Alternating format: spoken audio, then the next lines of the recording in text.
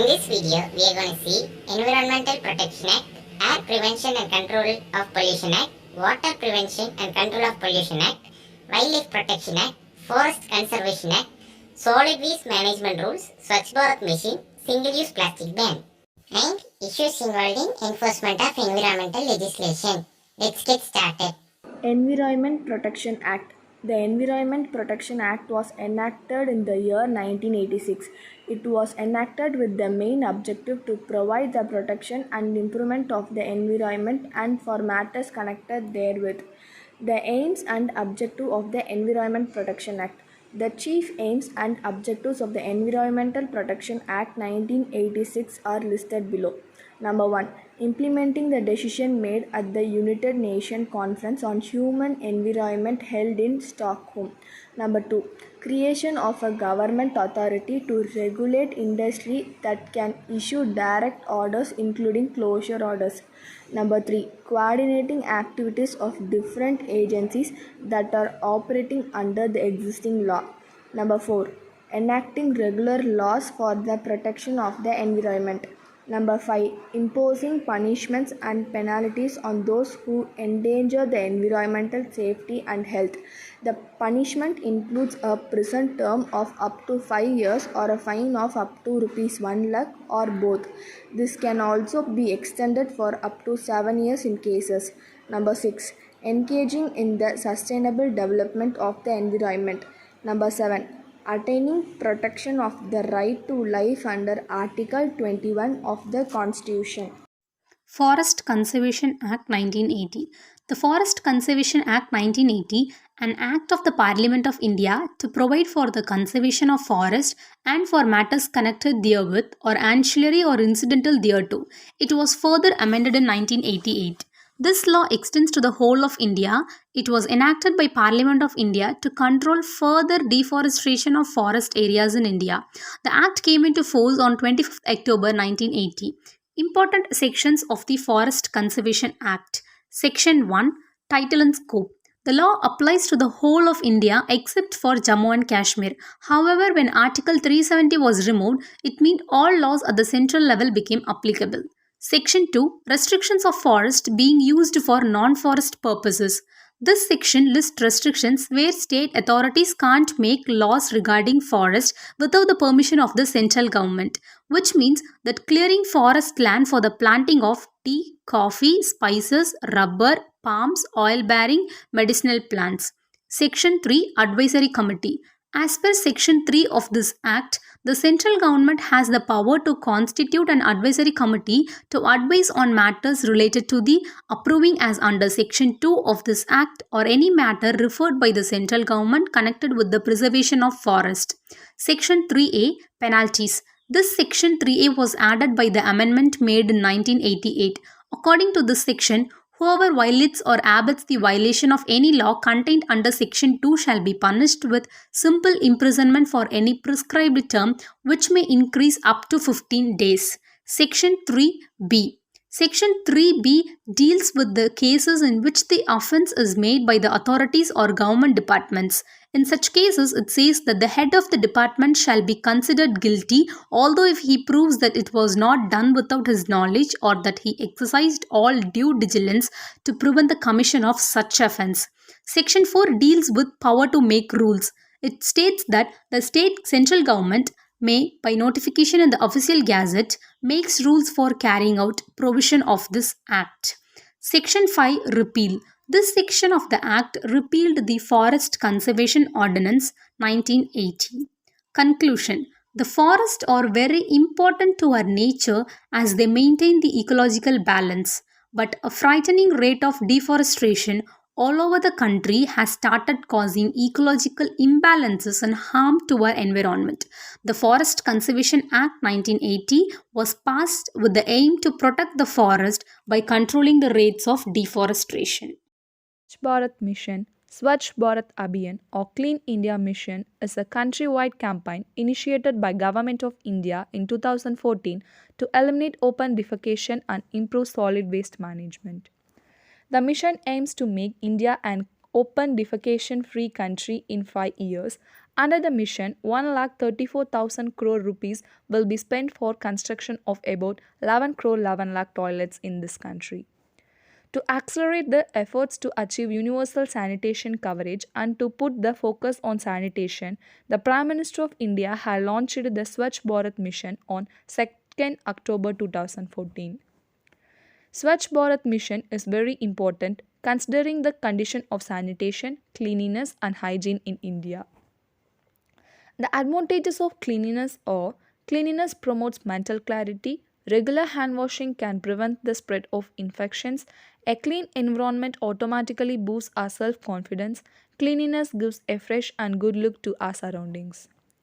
Clean India and Green India is the two great missions launched by India, which is set by NGO under the Millennium Development Goals, which are yardstick of agenda of sustainable development, and for the same objective the government of India has launched a scheme in the name of Swachh Bharat Abhiyan. Rapid economic growth has fueled demand for goods that come with single-use plastic products such as straws and disposable cutlery.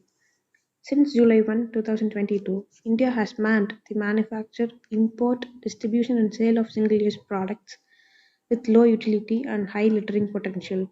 The aim of the ban is to curb plastic pollution, since single-use plastic harms terrestrial and aquatic ecosystem. India is the fifth highest generator of plastic waste in the world. Plastic waste has become a significant source of pollution in India, but India, which uses about 14 million tons of plastics annually, lacks an organized system for managing plastic waste, leading to widespread littering. Streets across towns are littered with used plastic goods that eventually choke drains, rivers, and oceans and kill animals. India's ban on single-use plastic items include straws, cutlery, earbuds, packaging films, candy, ice creams, and cigarette packets. In a relief to consumers, the government has for now exempted plastic bags, but it has asked manufacturers and importers to raise the thickness to promote reuse.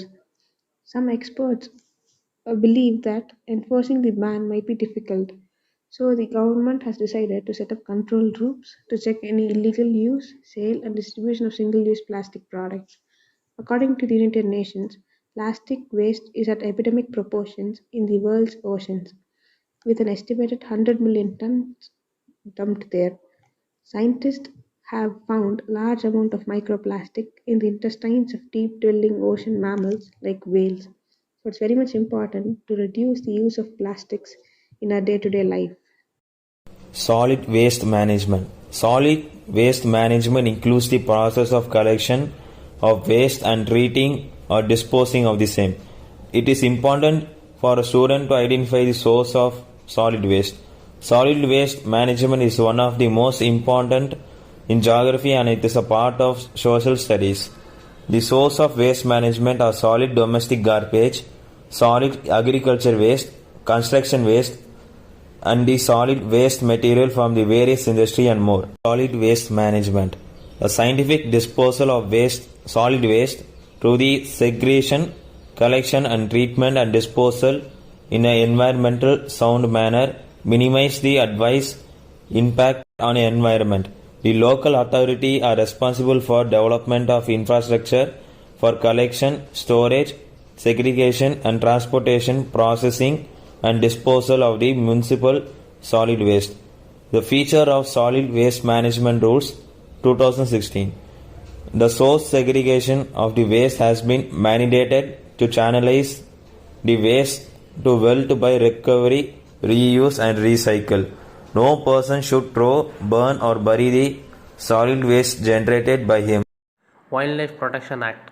The Indian Parliament enacted the Wildlife Protection Act in 1972, which provides for the safeguard and protection of the wildlife, which we divided into two, flora and fauna in the country. This act provides for the protection of the country's wild animals, birds and plant species in order to ensure environmental and ecological security. Among other things, the act lays down restrictions on hunting many animal species. The act was last amended in the year 2006. An amendment bill was introduced in the Rajya Sabha in 2013 and referred to a standing committee, but it was withdrawn in 2015. There are mainly 6 schedules and 2 constitutional provisions for the Wildlife Act. Article 48A of the Constitution of India directs the state to protect and improve the environment and safeguard wildlife and forest. And Article 51 says that it imposes certain fundamental duties for the people of India. One of them is to protect and improve the natural environment, includes forest, lakes, rivers, and wildlife, and to have compassion for living creatures. And when we go to the history, the first such law was passed by the British Indian government in 1887 called the Wild Birds Protection Act 1887. The second law was enacted in 1912 called the Wild Birds and Animal Protection Act. It was amended in 1937 when the Wild Birds and Animal Protection Act was passed. During the British Raj, wildlife protection was not accorded a priority. It was only in 1960 that the issue of the protection of wildlife and prevention of certain species from becoming extinct come into the force. There are some major threats to wildlife. Some of the major threats to wildlife are habitat, destruction or degradation or fragmentation, overexploitation of habitat resources, hunting, poaching, climate change, pollution, etc. Wildlife conservation is necessary for sustainable development. Various efforts have been also made both national and internationally in India. For example, Project Tiger, Project Elephant, captive breeding program, etc. The Water Prevention and Control Act of 1974 is applicable to the states of Assam, Bihar, Madhya Pradesh, Gujarat, Haryana, Tripura, West Bengal, Jammu and Kashmir, Rajasthan, Kerala, and the Union Territories. It could also be adopted by any states through a resolution passed declaring to adopt the Act. It was introduced to prevent and control water pollution and to restore and maintain the wholesomeness of water for the establishment. Section 2E of the Act defines water pollution. According to the section, pollution means contamination of water or alteration in the physical, chemical, or biological properties of water, or disposing any sewage waste in the water which is likely to cause nuisance for water, to be harmful to public health and safety, or other legitimate uses such as animals, industrial purpose, or even harmful to the life and health of the animals and the aquatic creatures. The Air Prevention and Control of Pollution Act of 1981, or the Air Act in short, was a law passed by the Parliament of India to prevent and control the harmful effects of air pollution in India. This act is seen as the first concrete step taken by the Government of India to combat air pollution. Why the Air Act was passed? The effects of climate change caused by all forms of pollution became all too apparent in the early 1970s. To mitigate their harmful effects, it was believed that nations would need to pass their own laws. Thus, during the United Nations General Assembly on Human Environment held in Stockholm in June 1972, a resolution was passed which implored the nations of the world to preserve natural resources such as air. India itself had issues regarding air pollution due to a wide variety of factors such as double burning, improper industrial practices, environmental factors, etc. To combat these factors, a special law was enacted under the Constitution of India, which was the Air Prevention and Control of Pollution Act of 1981. The Air Act defines air pollution as the presence of any dangerous pollutant that makes the air unbreathable. The law was amended in 1987, and this act advised the central government on matters pertaining to air and air pollution. The Air Prevention and Control of Pollution Act 1981 was enacted under Article 523 of the Indian Constitution and came into force on 29th March 1981. The Act consists of 54 sections in 7 chapters. The salient feature of this act was to carry out research related to air pollution through mass media, spread awareness and information about air and air pollution.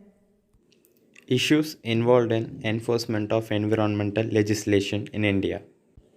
Some of the important issues involved in enforcement of environmental legislation in India are as follows: the precautionary principle, the polluter pay principle, and freedom of information. The precautionary principle. This principle has evolved to deal with risks and uncertainties faced by environmental management. The principle implies that an ounce of prevention is worth a pound of cure. It does not prevent problems but may reduce their occurrence and helps ensure contingency plans are made. The polluter pays principle. In addition to the obvious, the polluter pays for the damage caused by a development. This principle also implies that a polluter pays for monitoring and policing. A problem with this approach is that fines may bankrupt small businesses, yet be low enough for a large company to write them off as occasional overhead, which does little for pollution control. Freedom of information. Environmental planning and management is hindered if the public, NGOs, or even official bodies are unable to get information. Many countries have now begun to release more information. The USA has a Freedom of Information Act, and the European Union is moving in this direction. But still, many governors and multinational corporations fear that industrial secrets will leak to competitors if there is too much disclosure. And there are situations where authorities declare strategic needs and suspend disclosure. The videos presented by Niveta, Roshni, Bhavasharita, Arutra Saranya, Logashri, Dharanish, Kiruba Shankar, Karthik Kumar, Adarshan. Thank you.